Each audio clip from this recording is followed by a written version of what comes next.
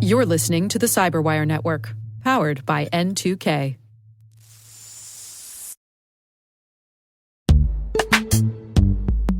And now, a word from our sponsor, SpyCloud, the cybercrime analytics leader.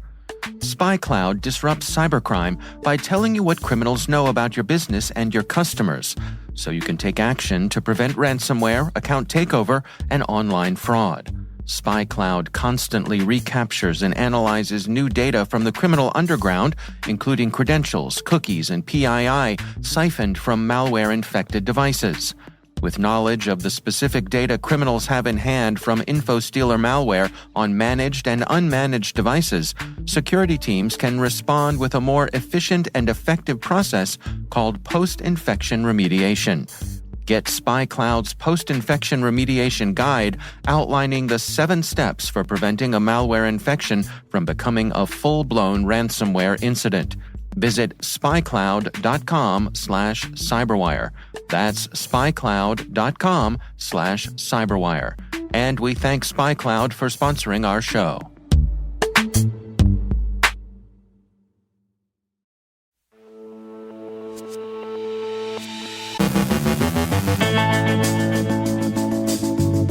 Some perspective on the cybercriminal labor market. DocuSign is impersonated in a credential-harvesting campaign. Social engineering pursues financial advisors. Killnet is active against the U.S. healthcare sector. Mr. Security Answer Person John Pescatore has thoughts on cryptocurrency. Yelin and I debate the limits of Section 230. And hey, who's the real victim in cyberspace? Here's a hint.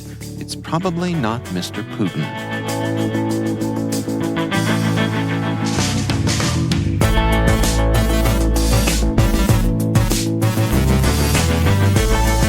From the CyberWire studios at Data Tribe, I'm Dave Bittner with your CyberWire summary for Tuesday, January 31st, 2023.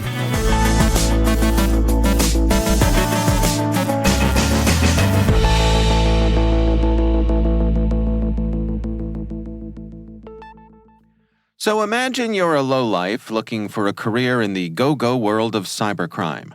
Not that you are, or of course that you would be, but pretend for a minute that you were. Where are you going to go? Where are the want ads? A study by Kaspersky describes the criminal labor market. Think of it as like Indeed or Monster.com for the cybercriminal class. Kaspersky analyzed long-term and full-time job listings on 155 dark web forums from January 2020 through June 2022. They found a high density of posted ads in March of 2020, suspected to be so because of the pandemic and the changing nature of the labor markets. Hackers and APT groups are found to be the key employers, often looking for developers who comprise 61% of the total job listings. The highest salary shown for a developer was listed as $20,000 a month, though the median pay for the listings averaged between $1,300 and $4,000 a month for most IT professionals, with the highest pay going to reverse engineer positions. That's the careerist stuff. The money mules and the others who do the grunt work for the bosses, that's more like the gig economy. But steer clear of the underworld, friends. Stay in school and stay out of trouble. And if you're in the U.S., well, NSA is hiring and they like to bring you in young. Why is that? Well, for one thing, you're easier to clear before you've acquired the crust of bad judgment and erratic behavior your elders are all schlepping around with them. Cisco AppDynamics has published a report looking at the increase in application security risks over the past several years. A survey they conducted found that 89% of technologists report that their organization has experienced an expansion in its attack surface over the last 2 years, and 46% state that this is already presenting increasing challenges. Most respondents believe the main reason for this increase is the rapid adoption of IoT devices, migration to the cloud, and the dramatic increase in hybrid workplaces as remote work became more normal during the pandemic. Additionally, 92% of respondents admit that the rush to rapidly innovate and respond to the changing needs of customers and users during the pandemic has come at the expense of robust application security during software development. So, make haste, innovators, but do it with deliberate speed and not in a mad rush. Cybersecurity firm Armor Blocks this morning detailed a new phishing campaign in which the hackers purport to be from DocuSign in an attempt to harvest credentials. The campaign begins with an email appearing to originate from DocuSign, with the subject line reading, "Please DocuSign, approve document 2023-01-11. The phishing email's sender's name simply reads DocuSign, although neither sender's email address nor its domain shows any connection with the legitimate DocuSign service. That mismatch, by the way, is one of the typical signs that betray a phishing attempt. The phish requests the review and signature of a document. If clicked, the View Completed Document button redirects to a malicious web page. The page appears to be a Proofpoint login screen, though in actuality, if you are incautious enough to enter, your login credentials would be harvested. The language in the subject line of the email instills a sense of urgency in the victim. Both DocuSign and Proofpoint's legitimacy are being leveraged by the attackers to instill trust in those targeted. The accurate emulation of a DocuSign workflow also increased trust and likelihood of successful interactions for hackers, and the urgency of the request is intended to cloud your mind enough to swallow the bait. Researchers at Domain Tools describe another instance of the fraud technique known as pig butchering, in which a threat actor poses, in this case, as a financial advisor in order to build trust with a victim. Eventually, the scammer convinces the victim to invest in a phony cryptocurrency or other fraudulent venture. The researchers outline one of these scam campaigns based in West Africa that's targeted several hundred financial advisors. The attackers use LinkedIn and other professional networking services to research and contact their targets. They also advertise their services on TikTok, Instagram, and other social media platforms. The scammers set up professional-looking websites, which are often modified versions of legitimate financial advisor pages. They use bulletproof hosting providers, so their sites won't be taken down during the course of these lengthy scams. The attackers use live chat widgets on the sites to talk to their victims, then move the conversation to email or WhatsApp. They generally try to avoid talking to the victim over the phone, probably because the imposture is more obvious when there's a voice on the other end of the line. At least 14 U.S. medical centers, among them Duke University Hospital in North Carolina, Stanford Healthcare and Cedars-Sinai in California, University of Pittsburgh Medical Center and Jefferson Health Philadelphia in Pennsylvania, were hit by distributed denial of service attacks yesterday, according to the Carolina Journal. The incidents are being attributed to the Russian cyber auxiliary Killnet. The American Hospital Association warned its members yesterday that the hacktivist group Killnet has targeted the U.S. healthcare industry in the past and is actively targeting the health and public health sector. The group is known to launch DDoS attacks and operates multiple public channels aimed at recruitment and garnering attention from these attacks. This week's DDoS attacks seem to have been quickly contained and mitigated, which has normally been the case with earlier Killnet actions. An alert issued by the U.S. Department of Health and Human Services Health Sector Cybersecurity Coordination Center assessed the implications of the threat, stating, Killnet has been using publicly available DDoS scripts and IP stressors for most of its operations. These tools have been on offer for some time in the criminal-to-criminal underground markets. Law enforcement organizations have been able to take down some of those services and indict some of the operators, but HC3 cautions that the threat's far from over, stating, despite this success, it remains unknown if and how this law enforcement action might impact Killnet, which turned its DDoS for Hire service into a hacktivist operation earlier this year. Furthermore, it is likely that pro-Russian ransomware groups or operators, such as those from the defunct Conti Group, will heed Killnet's call and provide support. This likely will result in entities Killnet targeted also being hit with ransomware or DDoS attacks as a means of extortion, a tactic several ransomware groups have used. And finally, we hear a lot about the virtual mayhem Russian criminals and intelligence services work around the world. We just went over some of Killnet's works. In fairness, there's another side to the story. It's not a very plausible side, but it is another side. TASS presents a very different picture of the cyber phases of Russia's hybrid war. Russia's deputy foreign minister says that the real victim is Russia. That what the Kremlin has taken to calling the collective West is behind it, that Ukraine has lost its independence, which presumably Russia's aggressive war is out to restore, and has become nothing more than a jumping-off point for cyber and other attacks that the collective West is running against a beleaguered Russia. That's one way of looking at it.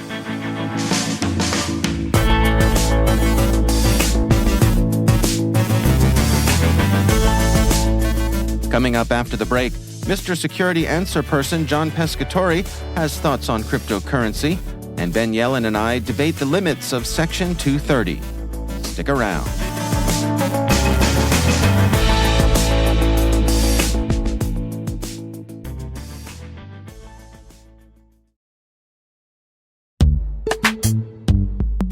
And now, a word from our sponsor, KnowBe4.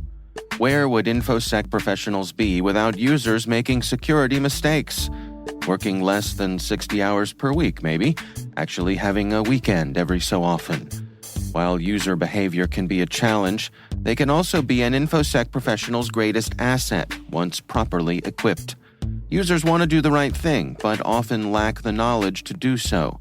That's one of the reasons KnowBe4 developed Security Coach, a real-time security coaching tool that takes alerts from your existing security stack and sends immediate coaching to users who've taken risky actions.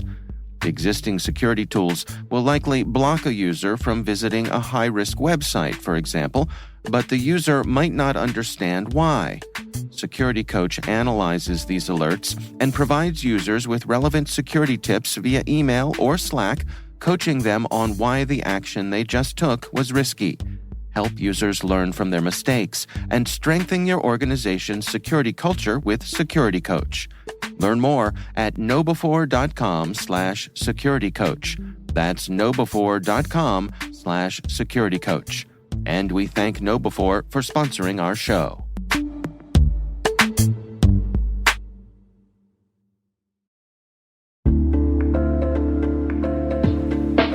Are you laser-focused on protecting the data inside your company's network?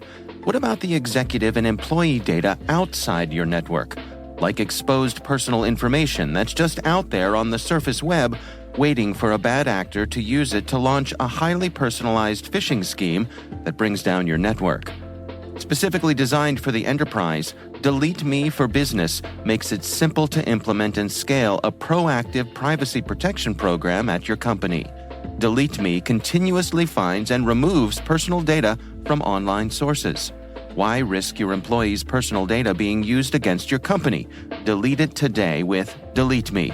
Visit joindeleteme.com/cyberwire to learn more. That's joindeleteme.com/cyberwire.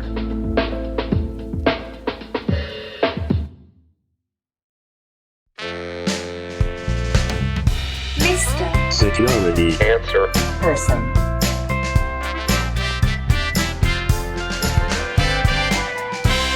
Mr. Security Answer Person. Hi, I'm John Pescatore, Mr. Security Answer Person. Our question for today's episode: I'm about to insert myself into trying to explain to two different management levels the recent news about cryptocurrencies collapsing. The CEO is asking because they are looking at a possible innovative use of blockchain to demonstrate fair trade in our supply chain. The CEO also wants to be prepared if the board asks about our exposure to something like the recent bankruptcy of the FTX exchange. Can you give me a starting point? Timely question, giving all the news photos of the FTX CEO doing the perp walk down in the Bahamas. I'll suggest some words for you eventually, but let me go deep for a bit before I do. First off, I never use the term cryptocurrency. I'll generally say virtual currency with fair quotes around currency. Others use digital currency, as you'll find in the Oxford Language definition of cryptocurrency that you'll get if you ask Google for a definition. A digital currency in which transactions are verified and records maintained by a decentralized system using cryptography, rather than by a centralized authority. The reason I don't use the term cryptocurrency is that I have a big problem with that simplistic using cryptography part of the definition. If you ask Oxford Language to define cryptography, it comes back with the art of writing or solving codes. Yuck. If you look at the NIST glossary, you'll find cryptography defined as the discipline that embodies the principles, means, and methods for the transformation of data in order to hide their semantic content, prevent their unauthorized use, or prevent their undetected modification. Notice the Oxford definition called cryptography an art, while NIST said it takes discipline, principles, means, and methods. Would you really want to base the liquidity of your business on transactions that trust a Captain Crunch cereal box decoder ring approach for codes? One last point. Here's the actual example that Oxford Language uses for cryptocurrencies. Decentralized cryptocurrencies, such as Bitcoin, now provide an outlet for personal wealth that is beyond restriction and confiscation. Personal wealth that is beyond restriction and confiscation is not what CXOs and boards of directors should be spending investor resources on. I'm having so much fun with definitions. Let me throw in two more important ones. First, ledger. A ledger is a book or database in which double-entry accounting transactions are stored and summarized. This ledger is the central repository of information needed to construct the financial statements of an organization. It is also a key source of information for auditors. And finally, a definition for blockchain. Blockchain is a distributed digital ledger of transactions digitally signed using verified cryptography that are grouped into blocks. Each block is cryptographically linked to the previous one, making it tamper-evident, after validation and undergoing a consensus decision. Okay, thanks for bearing with me. I think you get the idea. Based on all that, here's a paragraph for you to use with management. Blockchain technology using verified cryptography is a very effective and efficient means of delivering trustable records of business transactions. Virtual currencies can, but don't always, use blockchain technologies to attempt to enable new payment systems. Virtual currencies also rarely have any actual backing to establish or maintain value of a unit of their currency, and they rarely result in cost per transaction that is meaningfully lower than traditional payment systems. The major attraction to so-called cryptocurrencies has been by individuals and groups interested in evading legal government visibility into their transactions. Let's hope your CEO or board decides they are not in the business of evading legitimate government visibility. Mr. Security Answer Person. Thanks for listening. I'm John Pescatore, Mr. Security Answer Person. Mr. Security Answer Person. Mr. Security Answer Person with John Pescatore airs the last Tuesday of each month right here on the CyberWire. Send in your questions for Mr. Security Answer Person to questions@thecyberwire.com.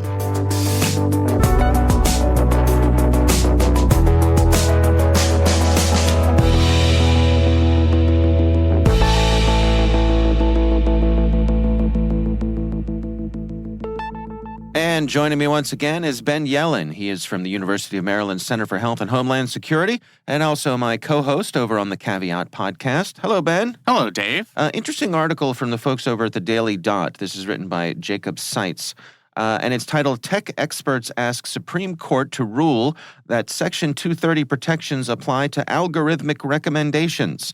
What's going on here, Ben?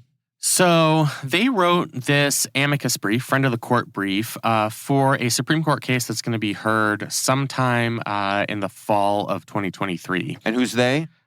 This is from a group called the Center for Democracy and Technology, and that is a tech advocacy nonprofit. And 6 other tech experts joined their amicus brief in this case. So the case is called Gonzalez v. Google, and it comes from the family of a woman who was killed in the 2015 Paris terrorist attacks. The family in that case is arguing that through recommended videos on YouTube, and Google is the parent company over YouTube, which is why they're the named defendant in this case, users were being shown ISIS recruitment videos, and therefore the company is partially responsible for the death of their daughter. Now, with our current understanding of Section 230, of the Communications Decency Act, companies are shielded from liability based on the content that is posted on their platform, and therefore this suit should be dismissed. What the plaintiffs are arguing here is that Section 230 should not cover what they refer to as recommended content. So based on the videos we watch on YouTube, they recommend videos according to their algorithms, generally things that are similar to the interest that we've expressed through our searching of their video databases. Right. So this group is writing to argue that Section 230, the shield of liability, should be extended even to recommended videos. They say that the court should rule in Google's favor for the disposition of this case. And they lay out a couple of reasons. One is that the case is treating Google as a publisher and not a provider. So I'm quoting here from the brief. At issue in Gonzalez is whether Section 230 shields Google from liability for allegedly recommending ISIS content posted on YouTube to other users. Petitioners in this case argue that Section 230, which shields intermediaries from liability for publishing third-party content, applies only to claims based on the display of content, not the recommendation of content. But that distinction is unworkable. If liability is based on recommendations versus targeted recommendations, then crucial tools for content moderation might become legally discouraged. Companies would have to shut down some of the algorithms they use to generate recommended content for users, which would not only hurt the user experience, but might cause them to overregulate and try and knock out certain categories of perhaps politically protected speech from ever appearing on lists of recommended content. And that could be an overbroad inhibition on First Amendment rights. So I think this could potentially be a persuasive amicus brief for Supreme Court justices. It remains to be seen whether justices will agree with them that there is kind of this false distinction between recommended content and just standard content that's original content that's posted on these platforms. Can I play the other side here real quick? Absolutely. Give us the devil's advocate's Well, I'm just trying perspective. to imagine the difference. And these are always imperfect, but I'm imagining if I'm someone who posts or supplies a bulletin board for people to post their information on versus I'm the editor of a newspaper who decides what goes on the editorial page and what you will see. With one of them, I have no real control or interest or influence on what gets pinned to that bulletin board. But in the other, I'm making the decision as to what rises to the top, what gets put in front of you first and foremost. Seems to me like that's what these recommendation algorithms are doing. They're making these decisions. Now, in this case, it's for engagement, right? They want to sell you more. They want to keep you there and sell you more ads. But do you think that argument holds any water?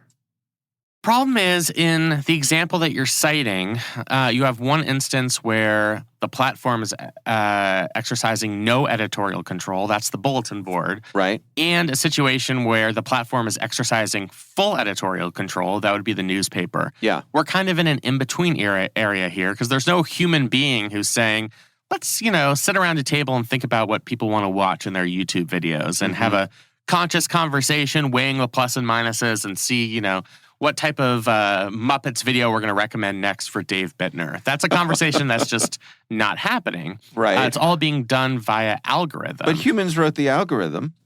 Humans wrote the algorithm, sure. But the humans are not playing sort of the same hand that they are in your hypothetical. Okay. Because they're not exerting that the full extent of editorial control. Yeah.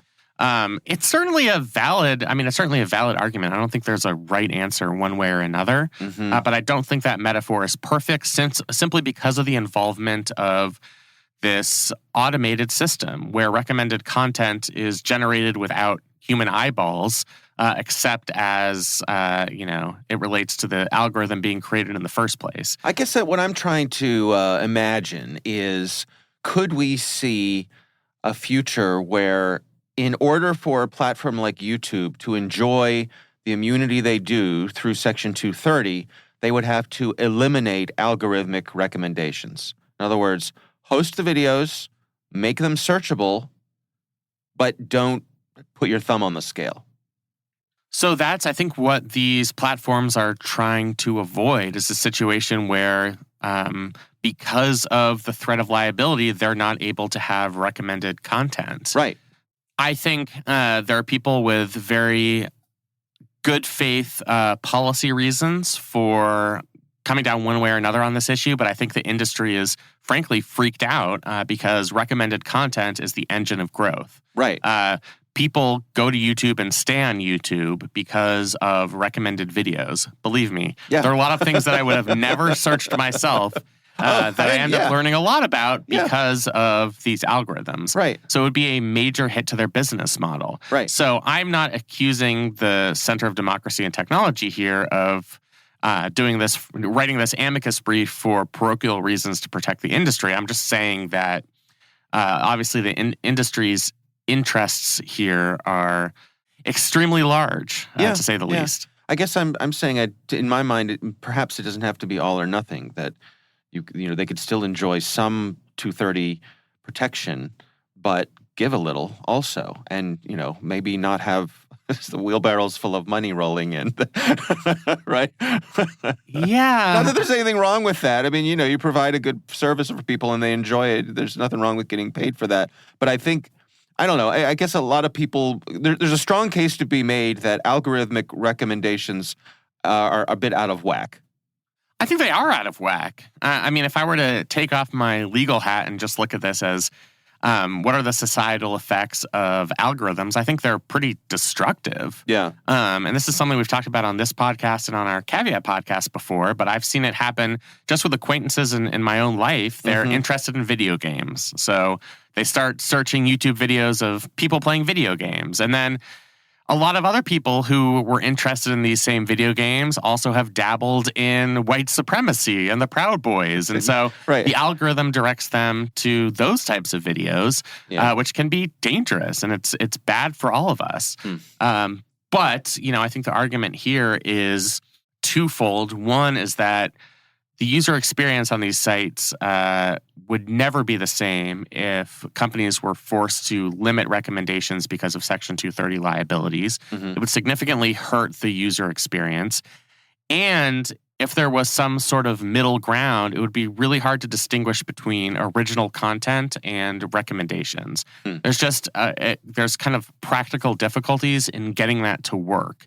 And which types of recommendations would be shielded with Section 230 and which would not, based on how the algorithm was structured, et cetera. That's just a problem that would be pretty unworkable and I think not something that the Supreme Court would want to supervise in any meaningful way. Yeah.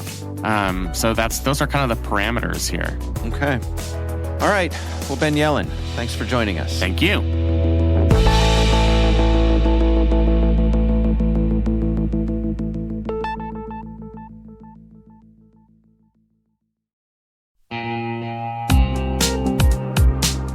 This episode of the CyberWire is made possible in part by Nisos, the managed intelligence company. At Nisos, they help enterprise businesses achieve better risk insights and outcomes by delivering threat intelligence as a managed service. At Nisos, you can rely on their people, process, and technology to help you control costs while improving your defenses. They help you respond to threats faster and more effectively through assessments, monitoring, and investigations. Learn more about Nisos at nisos.com. That's NISOS.com.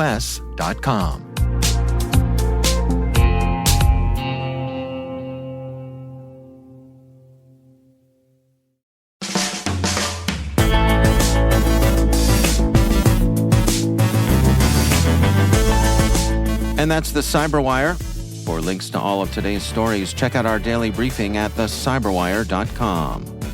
The CyberWire podcast is a production of N2K Networks, proudly produced in Maryland out of the startup studios of Data Tribe, where they're co-building the next generation of cybersecurity teams and technologies. This episode was produced by Liz Irvin and senior producer Jennifer Iben. Our mixer is Trey Hester, with original music by Elliot Peltzman. The show was written by John Petrick.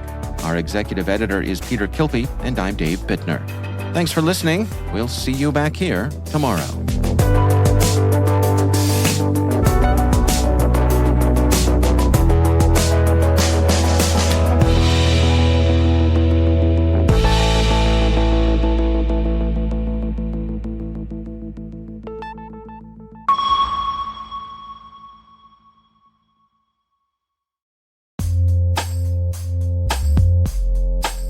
Hey everybody, Rick here.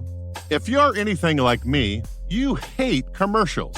So subscribe to CyberWire Pro and get all of our public podcasts ad-free, as well as our exclusive CyberWire Pro podcasts, briefings, articles, events, and bonus content. Designed for the busy professional, CyberWire Pro cuts through the noise and disinformation, giving you access to actionable reporting, trends, analysis, and insight on global events occurring in the industry, all at your fingertips. Subscribe to CyberWire Pro today for only $9.99 a month, or save with an annual subscription for only $99. That is well worth it to get rid of all of those commercials. Visit thecyberwire.com/pro to subscribe today.